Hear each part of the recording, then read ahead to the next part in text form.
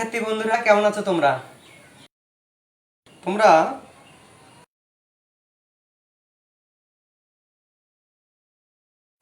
শিক্ষক মন্ডলী আপনারা যারা আসলে সব ঠিকঠাক আছে কিনা এবং আপনারা তারা প্লিজ একটু জানিয়ে ঠিকঠাক আছে কিনা।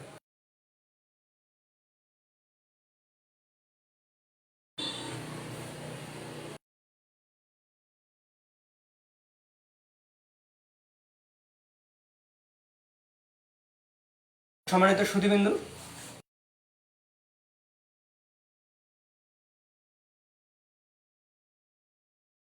আমি একটু দেখে নিই আসলে ঠিকঠাক আছে, তাহলে খুব ভালো হতো আর কি।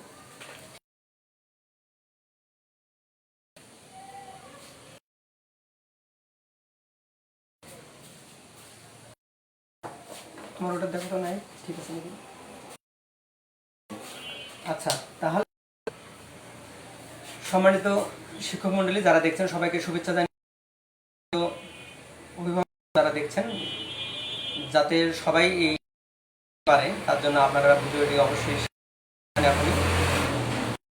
শিক্ষার্থীরাও এই ভিডিওটির মাধ্যমে উপকৃত হয়, এটা আপনারা দেখবেন।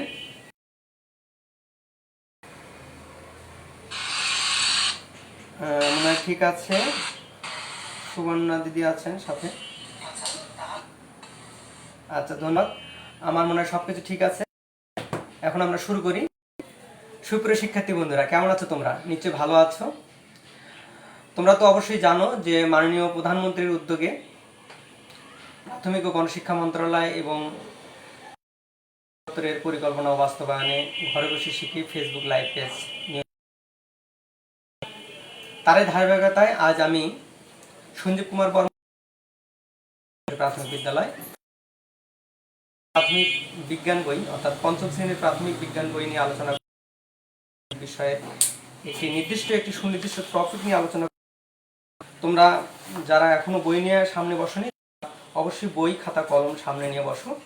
আমরা আজ আলোচনা করব প্রাথমিক বিজ্ঞান বই পঞ্চম শ্রেণী। সুপ্রিয় শিক্ষার্থী বন্ধুরা, আমরা তাহলে পাঠে চলে যাই। আচ্ছা, এই যে আমাদের চারপাশে নানা রকম বস্তু রয়েছে, তাই না? এবং এসব আমরা কি বলি? এসবকে আমরা পদার্থ বলি, তাই না? আমরা পদার্থ বলতে আমরা বুঝি যার ওজন আছে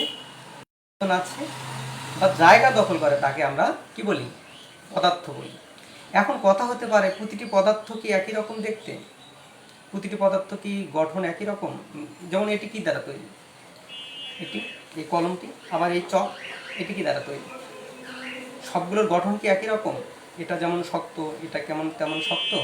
নিশ্চয়ই আলাদা আলাদা। তোমরা বলো তো আজ আমরা কি নিয়ে আলোচনা করব? নিশ্চয়ই প্রতিটি বস্তুর বা প্রতিটি পদার্থের গঠন কিন্তু আলাদা। গঠন নিয়ে আলোচনা করব। আজ আমরা আলোচনা করব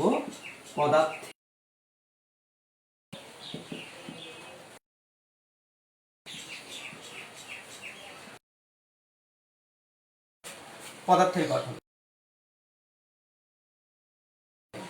যার ওজন আছে, জায়গা দখল করে তাকে আমরা কি বলি? পদার্থ।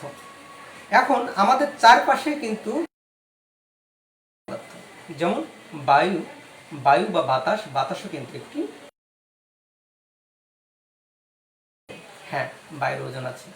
আমরা আগামী ক্লাসে দেখব বা আরও ভিডিও আছে, তোমরা ওগুলো দেখতে পারো। যেমন বাতাস যদি একটা দাঁড়িপাল্লায় নিয়ে একটা বেলুনের মধ্যে ফুলিয়ে নাও, দুই পাশে দুটো বেলুন ফুলিয়ে নাও, দেখবে যে একটাতে যদি বাতাস ভর্তি বেলুন থাকে আর একটা যদি চুপসানো বেলুন থাকে, তাহলে নিশ্চয়ই যেটি বাতাস ভর্তি বেলুন সেটি কিন্তু কি হবে? ওজনটা একটু বেশি হবে।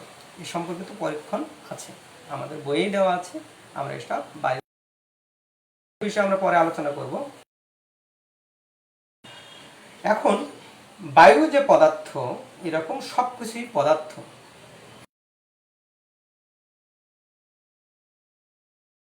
কথা বলতে পারে পদার্থ কি?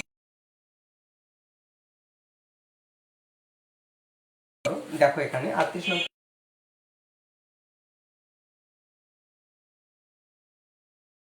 ছক আমি এখন একটা এখানে তৈরি করব। ছক তৈরি করে নাও। দেখো এভাবে লেখা আছে,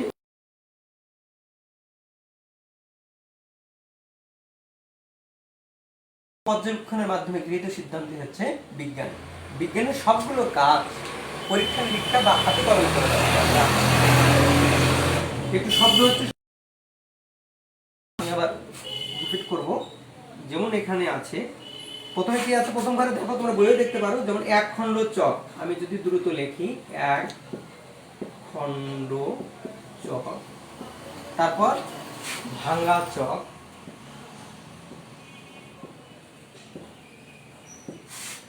তারপর চকের গুঁড়া। প্রিয় শিক্ষার্থী বন্ধুরা, তোমরা নিশ্চয়ই ভাবে একটি খাতায় ছক তৈরি করে ফেলেছো। এখন তোমরা দেখো, আমি তোমাদের জন্য এখানে একটি ছক মানে চক নিয়ে এসেছি। এখানে যদি আমরা একটু নিচু করে দেখাই, দেখো তোমরা, আমি টেবিলের উপর কি নিয়েছি, দুটো মানে একটি চক নিয়েছি। তোমরা যদি ভাবো যে এই একটা চক, দেখো তো তোমরা, এক খণ্ড চক।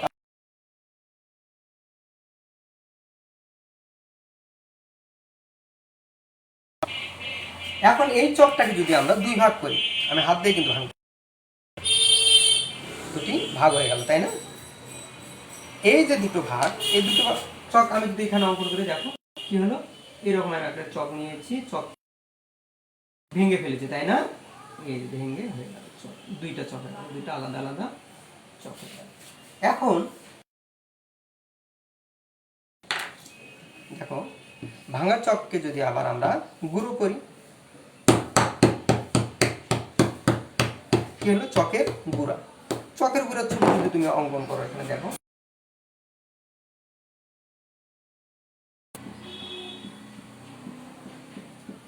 অনেকগুলো ছোট ছোট চকের গুঁড়ো পাওয়া গেল। এখন শিক্ষার্থী বন্ধুরা, তোমাদের কাছে প্রশ্ন, চক বা ভাঙা চক এবং চকের গুঁড়া, নিশ্চয়ই তুমি বলতে পারবে যে চকের গুঁড়া তৈরি হয়েছে। অতএব এই চক বা ভাঙা চক বা চকের গুঁড়া সবগুলোই চক থাকা, চক থেকেই তৈরি, তাই না প্রিয় শিক্ষার্থী বন্ধুরা? তুমি কি মনে করো যে চকের মিহি গুঁড়া এবং চক একই? তোমার মনে কি হয়?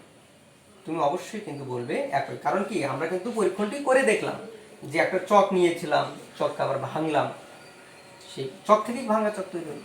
আবার চকটাকে গুঁড়া করলাম, তাহলে এটা কোত্থেকে আসলো? এটাও নিশ্চয়ই চক থেকেই আসলো। অতএব চক, ভাঙা চক এবং চকের গুঁড়া নিশ্চয়ই চক দ্বারাই তৈরি। আর একটা প্রশ্ন, তুমি কি মনে করো চকের মিহি গুঁড়া আরো ছোট করা সম্ভব? হ্যাঁ, চকের মিহি গুঁড়াকে আরো অনেক ক্ষুদ্র ক্ষুদ্র পদার্থে বা অংশে তৈরি করা সম্ভব, তাই না? চকের গুঁড়াকে আরো মিহি করা সম্ভব।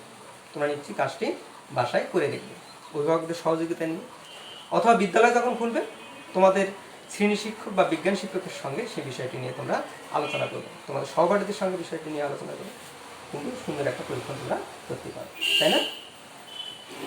এখন এই যে আমরা এটা কিন্তু চোখে দেখতে পাচ্ছি, তাই না? এখন আমরা যে বললাম যে চকের মিহিগুলোকে আরো ছোট ছোট ছোট ছোট করা সম্ভব, তাই না? এখন এই খালি চোখে যে সব পদার্থ দেখা যায় না, তাদেরকে আমরা কি বলবো? তোমরা বলো তো। খালি চোখে দেখা যায় না এরকম সূক্ষ্ম সূক্ষ্ম পদার্থ, মানে সূক্ষ্ম সূক্ষ্ম কণা দ্বারাই কিন্তু পদার্থ গঠিত, তাই না? যে শিক্ষার্থী বন্ধুরা, এই পদার্থের এই সূক্ষ্ম কণাই হচ্ছে পরমাণু। এখন খালি চোখে, যেমন চকের গুঁড়োকে আরো ছোট ছোট মিহি দানায় তৈরি করলাম, আরো ছোট। এখন এমন একটা অবস্থা তৈরি হলো যেখানে একেবারে খালি চোখে দেখা সম্ভব না। এই যে খালি চোখে দেখা সম্ভব না, এরকম পদার্থকে বলা হচ্ছে কি, পরমাণু।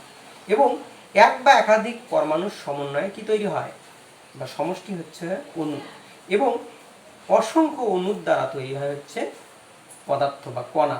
অসংখ্য কণার দ্বারা আবার তৈরি হচ্ছে পদার্থ, তাই না প্রিয় শিক্ষার্থী বন্ধুরা? অতএব আমরা বলতে পারছি, কি বলতে পারছি, যে প্রথমে কি হয়, পদার্থকে ভাঙলে কি পাওয়া যায়, কণা, কণাকে ভাঙলে অণু, অণুকে ভাঙলে কি পাওয়া যায়, পরমাণু, পরমাণুকে আর কি করা যায় না, ভাঙানো যায় না। অতএব অনেক সূক্ষ্ম সূক্ষ্ম কণাকে আমরা বলছি কি, পরমাণু। তোমরা তোমাদের বইয়ে প্রাথমিক বিজ্ঞান বইয়ের 39 পৃষ্ঠায় দেখো, এখানে কি দেওয়া আছে, পানির অণু। পানি কি পদার্থ? হ্যাঁ, পানি পদার্থ। আমরা শুরুতেই বলেছি প্রতিটি বস্তুই হচ্ছে পদার্থ। আমাদের চারপাশে যা কিছু আছে সব কিছুই কি, সব কিছুই হচ্ছে পদার্থ, তাই না? তোমরা তো অবশ্যই বলবে যে সব কিছুই পদার্থ। এখন পানি যে পদার্থ, পানির মধ্যে কি কি থাকে? তোমরা যেমন ধর একটা বরফ খণ্ডন দিলে, বরফ কি দ্বারা তৈরি? বরফ অবশ্যই পানি দ্বারা তৈরি। বরফকে যদি আমরা গলিয়ে ফেলি, একটা পাত্রের মধ্যে রাখি, কি হয়? পানি হয়ে যায়। পানি কি? পানি আবার পানির কণাও পানি দ্বারাই তৈরি। আবার জলীয় বাষ্পও তৈরি হয়। জলীয় বাষ্প আবার কি দ্বারা তৈরি? ওই পানি দ্বারাই তৈরি। এখন কথা হতে পারে যে পানির অণুর গঠনটা কীরকম? আমরা যদি গঠন নিয়ে আলোচনা করছি, আমরা এটি আগে শেষ করি, তাহলে পানির অণুর গঠনটা কেমন? এখন তোমরা এখানে দেখো, বইয়ে দেখো, আমরা এখানে যদি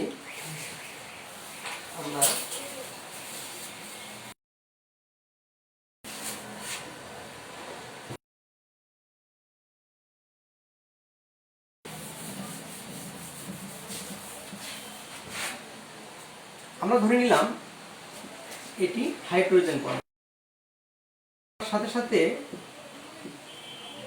খাতায় অঙ্কন করে নিতে পারো। এটি হচ্ছে কি হাইড্রোজেন, এবং এই বড়টিকে ধরলাম হচ্ছে অক্সিজেন। আমরা ধরে নিলাম এটি অক্সিজেন পরমাণু। এটা কি হাইড্রোজেন এবং এটি অক্সিজেন, একটু আকারে ছোট, এটাকে আমরা ধরলাম হাইড্রোজেন, এটা ধরলাম অক্সিজেন। এখন পানির অণুর গঠন কিরকম? আমরা উচ্চতর শ্রেণীতে বা পরবর্তী ক্লাসে যখন উঠবে তোমরা, তখন কিন্তু এই বিষয়গুলো তোমরা আরও স্পষ্ট ধারণা পাবে। আমরা এখন আপাতত জেনে রাখি পানির অণু কি হয়।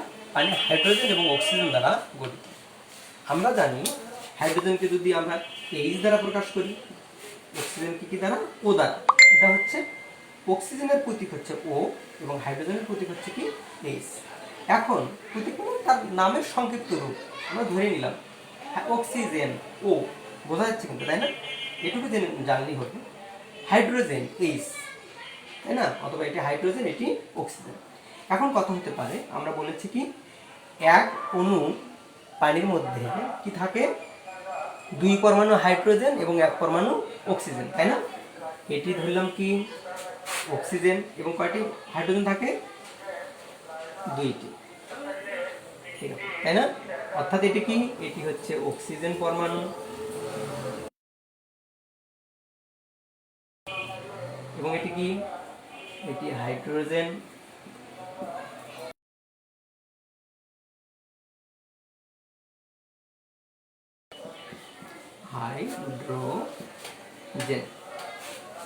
তাই না প্রিয় শিক্ষার্থী বন্ধুরা? আমরা এখানে কি দেখলাম? একটি পানির অণুর গঠনের মধ্যে কি থাকে? 1 পরমাণু অক্সিজেন এবং 2 পরমাণু হাইড্রোজেন। এবং পানির অণুর গঠনটা কিন্তু এরকম।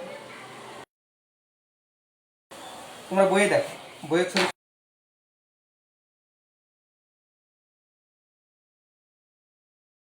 অক্সিজেন পরমাণু, এটি হাইড্রোজেন পরমাণু, এবং এটিও হাইড্রোজেন পরমাণু। অতএব আমরা বলতে পারি যে পানির অণু যে 2 পরমাণু হাইড্রোজেন এবং কি গঠিত? পানির অণু গঠিত, তাই না প্রিয় শিক্ষার্থী বন্ধুরা? এখন দেখো, আমরা যদি এই কাজটি হাতে কলমে করি, দেখো আমরা তোমাদের জন্য আমি কি করেছি, আগে থেকেই বানিয়ে রেখেছি, তাই না? দেখো এখানে কয়টি বেলুন দেখা যাচ্ছে? দেখো, আমরা এটি একটু বড়, আমরা এটিকে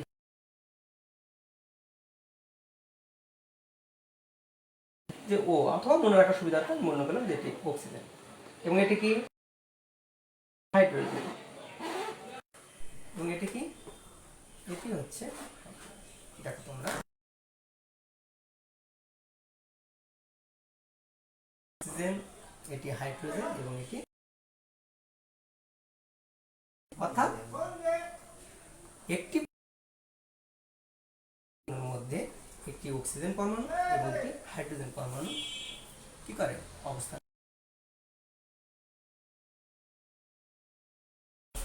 তোমরা কিন্তু চাইলে বাড়িতে এই পরীক্ষণটি করে দেখতে পারো, তাই না? পরীক্ষণটি করে দেখবে তোমাদের অভিভাবকের সহযোগিতা নিয়ে। তোমরা এই ছবিটি খাতায় অঙ্কন করে নাও। নিচে তোমরা এতক্ষণে তুলে ফেলেছি, তাই না? আমরা এবার দেখব পদার্থের অবস্থা।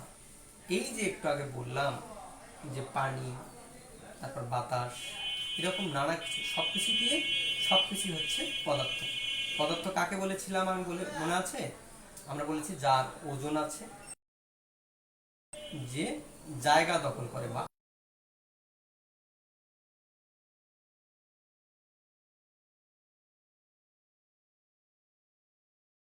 পাত্রের মধ্যে রেখে দিলাম, কি হলো?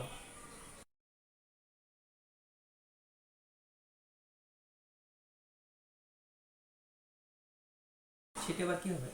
জলীয় বাষ্প আকারে উপরের দিকে উড়ে যাবে, তাই না প্রিয় শিক্ষার্থী বন্ধুরা? তোমরা নিশ্চয়ই এটা দেখেছো, কিন্তু তুমি হয়ে যাচ্ছে, তাই না? অথবা ফ্রিজ থেকে একটু বরফ বের করে তুমি গ্লাসের মধ্যে রাখো।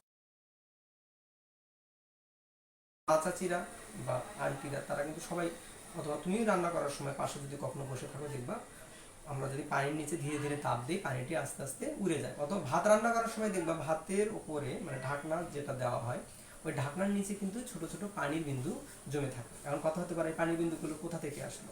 এই পানির বিন্দুগুলো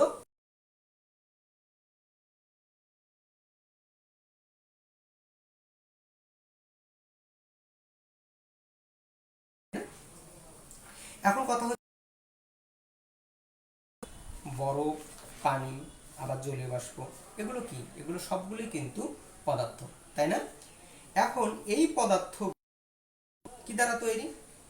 আমরা যদি এটি একটু বোর্ডে অঙ্কন করি, তোমরা নিশ্চয়ই এটা খাতায় তুলে নিয়েছো, আমি এটা মিশালাম।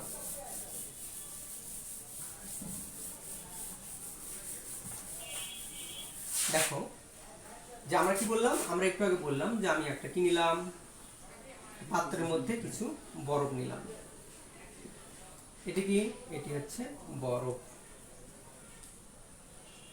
আবার বরফকে কিছুক্ষণ আমি রেখে দিলাম একটা পাত্রের মধ্যে, কি হবে?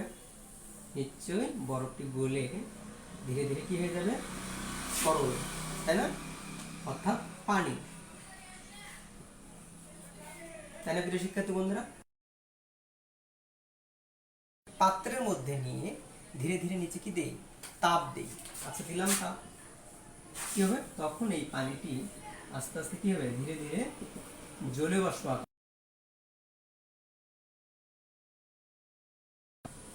জলীয় বাষ্প, অর্থাৎ বরফ, পানি, জলীয় বাষ্প। এটি পদার্থের কি অবস্থা?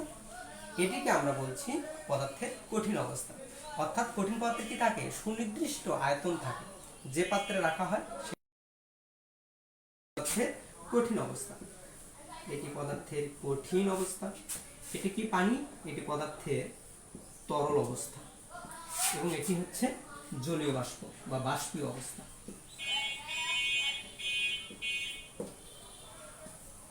আমরা কি করলাম? কঠিন পদার্থ থেকে তাপ দিলাম, তরল।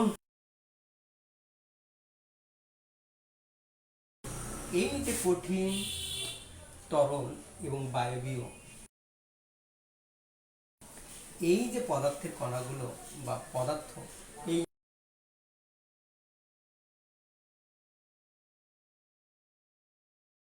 এটিও কিন্তু পানির কণা দ্বারাই তৈরি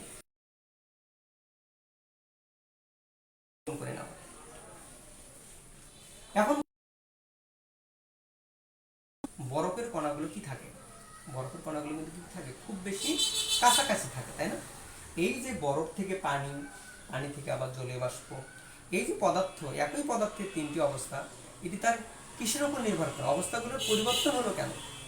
অবস্থাগুলোর পরিবর্তন হলো এজন্য যে এই পদার্থের গঠনের উপর ভিত্তি করেই পদার্থের অবস্থাটা চেঞ্জ হয়েছে বা পরিবর্তন হয়েছে। এর গঠনটা কীরকম? বরফের মধ্যে আমরা দেখতে পারি, তুমি সাধারণভাবেও কিন্তু এমনি দেখতে পারো, বরফ যদি তুমি দেখে থাকো, অবশ্যই দেখেছো, বরফ কি থাকে? আমরা যদি যেখানে রাখি ঠিক সেখানেই থাকে, তাই না? এবং এটি কিন্তু শক্ত, বা আইসক্রিম এটি কিন্তু শক্ত, তুমি একটা জায়গায় রাখবা, যেমন এটি, এটি একটা ইট নিয়েছি, এটি কিন্তু শক্ত, এটি কিন্তু পদার্থের কঠিন অবস্থা। এখানে দেখো অণুগুলো কি থাকে? খুব বেশি কাছাকাছি থাকে, তাই না? আবার পানি, আমরা যদি একটু পানি নেই, আমরা যদি একটু পানি নেই, আমরা যদি একটা গ্লাসে পানি নিই, তাহলে কি দেখা যাবে? আমরা এখানে দেখছি এই পদার্থের অণুগুলো খুব বেশি কাছাকাছি থাকে, তাই না? এগুলো অর্থাৎ এই কঠিন পদার্থের অণুগুলো থাকে খুব বেশি কাছাকাছি থাকে, তাই না? আমরা যদি এখানে কঠিন পদার্থ, আমি ধরে নিলাম যে এখানে কঠিন পদার্থ, দেখো যে কঠিন পদার্থ কি থাকে, অণুগুলো কি থাকে, খুব বেশি কাছাকাছি থাকে, তাই না? তুমি যদি পানির অণু অঙ্কন করতে চাও আবার সেটা আবার এইভাবে ছোট ছোট দুটো এইভাবে অঙ্কন করলে অবশ্যই অঙ্কন করবে, তাই না? এভাবে অঙ্কন করতে পারো, আলাদা একটু আগে যেটা অঙ্কন করেছিলাম। আচ্ছা, আমরা ধরে নিলাম পদার্থের অণুগুলো কি থাকে, কঠিন পদার্থের অণুগুলো কি থাকে, খুব বেশি কাছাকাছি, তাই না? আমরা ধরে নিলাম এটি কঠিন পদার্থ, এটি কঠিন পদার্থ, যেমন কঠিন পদার্থ ইট, পাথর, এরকম নানা কিছু, এর অণুগুলো কিন্তু খুব বেশি কাছাকাছি থাকে, তাই সেজন্য এগুলো কি হয়, সেজন্য এগুলো শক্ত হয়, তাই না? আবার তরল পদার্থ, দেখো তরল পদার্থ, এখানে আমরা তরল নিয়েছি, গ্লাসের মধ্যে পানি নিয়েছি, এখানে কিন্তু পানিগুলো কি, আমি যদি এই গ্লাসের পানিটিকে যদি আমি অন্য একটা পাত্রে ঢালি, আমরা বাটির মধ্যে ঢালি, তাহলে কি হবে, ওই বাটির মতো আকার ধারণ করবে, অথবা একটা প্লেটের মধ্যে ঢালি, প্লেটের মধ্যে ছড়িয়ে যাবে, তাই না প্রিয় শিক্ষার্থী বন্ধুরা? তাই না? আমরা দেখো, কিন্তু এটা হচ্ছে তরল, অর্থাৎ এই তরল পদার্থের অণুগুলো কি থাকে, একটু ফাঁকা ফাঁকা, তাই না? অর্থাৎ তরল পদার্থের অণুগুলো আমরা ধরে নিলাম একটু ফাঁকা ফাঁকা। এই যে কঠিন থেকে তরল হলো, কিভাবে হলো, নিচে আমরা কি দিয়েছি, নিচে আমরা তাপমাত্রা প্রয়োগ করেছি, তাই না? এটি হচ্ছে কঠিন, এটি কঠিন পদার্থের অণুগুলো কি থাকে খুব বেশি কাছাকাছি, আবার তাপমাত্রা প্রয়োগ করলাম, কি হয়ে গেল, তরল পদার্থ হয়ে গেল। এবং তরল পদার্থ যখন হয়, আমি দেখলাম গ্লাসের মধ্যে পানি, তুমি দেখবে পানিগুলো কিন্তু একটা জায়গার মধ্যে তাও সুনির্দিষ্টভাবে থাকে, কিন্তু আমরা কি দেই, তাপ দিই, পাত্রের নিচে যদি আমরা ধীরে ধীরে তাপ দিই, দেখা যাবে কি হবে, এই পানিগুলো আস্তে আস্তে জলীয় বাষ্প আকারে উড়ে যাবে।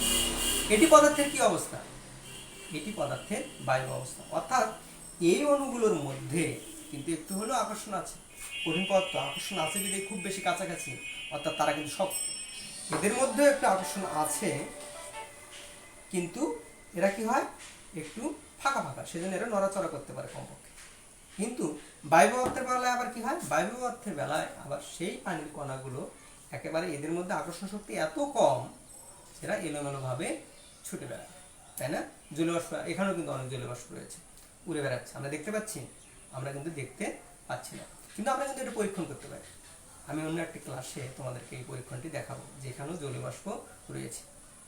আমরা সব কাজ, বিজ্ঞানের সব কাজ প্রায় হাতে কলমে করতে পারি, এবং বিজ্ঞান কিন্তু সেই বিষয়টাই যেটা হাতে কলমে করা সম্ভব। আচ্ছা, আমি যেটা বললাম যে এই যে তরল পদার্থ তৈরি হলো, এই তরল পদার্থ যদি আমরা আবার তাপ দিলাম, কি হলো, পানির কণাগুলো কি হয়, আরো বেশি এলোমেলো ভাবে, অর্থাৎ এদের মধ্যে আকর্ষণ শক্তি তখন নাই বললেই চলে, তখন এরা কি হয়, বিক্ষিপ্ত ভাবে এলোমেলো ভাবে উড়ে বেড়ায়, তাই না? অর্থাৎ এরা অনেক বেশি ফাঁকা ফাঁকা ফাঁকা ফাঁকা অবস্থান করে, এটি পদার্থের বায়বীয় অবস্থা।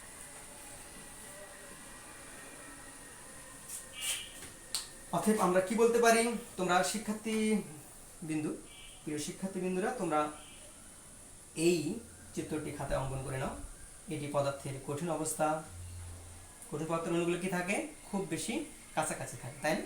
তরল পদার্থের অণুগুলো কি থাকে, এর চেয়ে একটু ফাঁকা ফাঁকা, এবং এদের মধ্যে আকর্ষণ শক্তি কঠিন পদার্থের চেয়ে একটু কম। বায়ু পদার্থের অণুগুলো কি হয়, আরো বেশি ফাঁকা ফাঁকা, অর্থাৎ এদের মধ্যে আকর্ষণ শক্তি কিন্তু আরো কম, অথবা নাই বললেই চলে। এবং এরা কি হয়, এরা অণুগুলো দ্রুত গতিতে সর্বক্ষণ স্বাধীনভাবে চলাচল করতে পারে, তাই না? আমরা যেটি সম্পূর্ণটাই আলোচনা করেছি, তোমরা দেখো 38 এবং 39 পেজের সম্পূর্ণ বিষয়টি আমরা আলোচনা করেছি। এরপরও যদি কোনো প্রশ্ন থাকে তোমরা অবশ্যই কমেন্ট বক্সে লিখে জানাতে পারো, আমি সেগুলোর উত্তর পরে দিয়ে দেবো। আমরা যদি বিষয়টি আরেকবার আলোচনা করি, আমরা কি দেখলাম, যে বরফকে আমরা তাপ দিয়েছি, পানিকে তাপ দিয়েছি, কি হয়েছে, জলীয়বাষ্প হয়েছে। এখন এই বরফ কণা বা কঠিন পদার্থের অণুগুলোর কি অবস্থানটা কি, খুব বেশি কাছাকাছি, তরল পদার্থের অণুগুলো কি থাকে, আর একটু ফাঁকাফাঁকি থাকে, তাই না? এবং বায়ু পদার্থের অবস্থান কি হয়, এদের চেয়ে এদের আকর্ষণ শক্তি অনেক কম, এবং এদের আকর্ষণ শক্তি নাই বললেই চলে, এই জন্য এরা স্বাধীনভাবে চলাচল করতে পারে। এখন তোমাদের কাছে প্রশ্ন, তোমরা বলো তো, কোন পদার্থের অণুগুলো সবচেয়ে বেশি কাছাকাছি থাকে, কঠিন, তরল না বায়ু পদার্থ? অথবা আরো প্রশ্ন হতে পারে, কাদের মধ্যে আকর্ষণ শক্তি প্রায় নাই বললেই চলে, একটু আগে আমি বললাম, অবশ্যই তোমরা বলবে বায়ু পদার্থ, তাই না? আবার আমি যদি বলি এই তরল পদার্থের আকর্ষণ শক্তি পদার্থের অণুগুলোর মধ্যে আকর্ষণ শক্তি বায়ু পদার্থের চেয়ে কম না বেশি, অথবা কঠিন পদার্থের চেয়ে কম না বেশি, তাই না? এরকম তোমরা কিন্তু বিষয়গুলো নিজেরাই অনেক প্রশ্ন তৈরি করবে, নিজেরাই অনেক উত্তর দিতে পারবে, তাই না? তোমাদের কাছে প্রশ্ন হচ্ছে, বাড়ির কাজ হিসেবে তোমরা লিখে নিতে পারো যে পানির অণুর গঠন, এই গঠনের চিত্রটা তোমরা খাতায় অঙ্কন করবে। আমি আবার বলছি, পানির অণুর গঠন এর চিত্র খাতায় লেখো। কি দিয়ে তৈরি? এরকম নানা প্রশ্নের উত্তর নিজেই প্রশ্ন তৈরি করতে পারবে, নিজে উত্তর দিতে পারবে। তোমরা একটি খাতায় লিখবে এবং বিদ্যালয় যখন খুলবে তখন বিজ্ঞান শিক্ষককে অবশ্যই কাজটি করে দেখাবে এবং তোমাদের সহপাঠীদের সঙ্গে বিষয়টি নিয়ে আলোচনা করবে। প্রিয় শিক্ষার্থী বন্ধুরা, তোমরা জানো যে করোনাকালীন পরিস্থিতিতে আমাদের বিদ্যালয় বন্ধ, কিন্তু বিদ্যালয় বন্ধ থাকলেও কিন্তু পড়াশোনা বন্ধ রাখা যাবে না, আমাদেরকে বাসায় বসে বসে আমরা করবো, তাই না? স্বাস্থ্যবিধি মেনে আমরা এই পড়াশোনাগুলো করব, বাসার বাইরে বের হওয়ার চেষ্টা করব না, বাড়িতে বাবা মা যেসব কথা বলে সেসব কথা মেনে চলবো। আমরা কিন্তু হাত ধোয়ার অভ্যাসটি কখনো ভুলে গেলে চলবে না, হাত ধোয়ার অভ্যাসটি নিয়মিত করব। এবং টিভিতে যে ক্লাসগুলো দেখানো হয় বা আমরা যে এই যে ঘরে বসে শিখি, এই ফেসবুক লাইভ ক্লাসে কিন্তু বিভিন্ন ভালো ভালো শিক্ষক আমাদের ভালো অনেক সুন্দর ক্লাস নেয়, সেই ক্লাসগুলো আমরা করবো, তাই না? আমাদের যদিও একটা আমরা পরিস্থিতির মধ্যে আছি, কিন্তু আমরা পড়াশোনাগুলো ঠিক রাখার চেষ্টা করব। যাই হোক, তোমাদের যদি কোনো প্রশ্ন থাকে তোমরা কমেন্ট বক্সে লিখে জানাতে পারো। অশেষ ধন্যবাদ এবং তোমরা সুস্থ থাকো, বাড়িতে থাকো, নিরাপদে থাকো। ধন্যবাদ সকলকে।